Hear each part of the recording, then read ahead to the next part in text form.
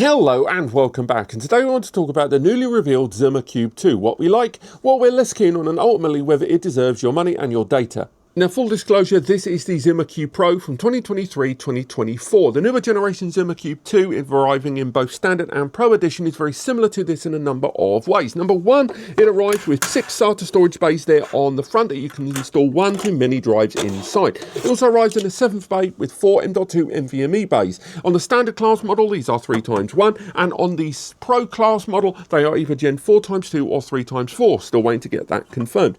Both models, the Standard and the Pro, arrive with USB 4 connectivity. That's 40 gig direct connectivity between a client and the NAS device. Both systems arrive with 2.5 gigabit networking, but the Pro series also arrives with a 10 gig network port, and both series arrive with multiple USB ports as well as an HDMI 4K 60 frames per second output. Alongside that, the Standard and the Pro Zimacube 2 also arrive with 2 PCIe upgrade slots there at different speeds, and ultimately they're very similar. But it's really in terms of the processor where the Standard and the Pro are different. The Standard class model arriving with an Intel i3 13th generation processor as a 6-core CPU there at 4.4 GHz. It also arrives with 8 gig of DDR5 memory alongside 128 gig OS SSD inside, not occupying any of the other bays. The Pro series model arrives with an Intel 12th generation i5, the 1235U, alongside 16 gig of DDR5 memory and 256 gigabyte SSD, neither of them supporting ECC. However, inevitable comparisons need to be made between the Zimacube 2 and 1 because the profiling is very, very similar.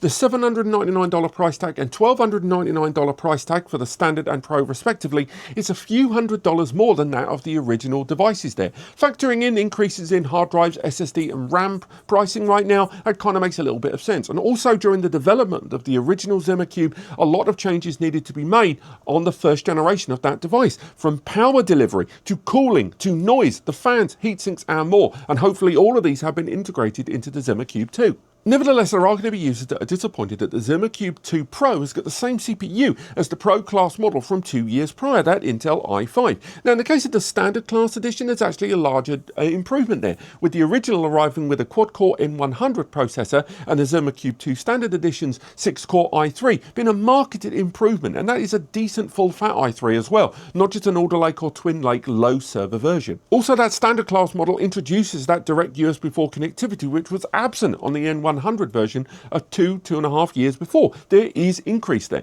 with both of these devices nevertheless being rolled in with a full paid-up lifetime version of ZimOS included with them. It's still too early to say whether the Zimacube 2 is going to be good for you and your data, but just for now, keep an eye on it on the horizon.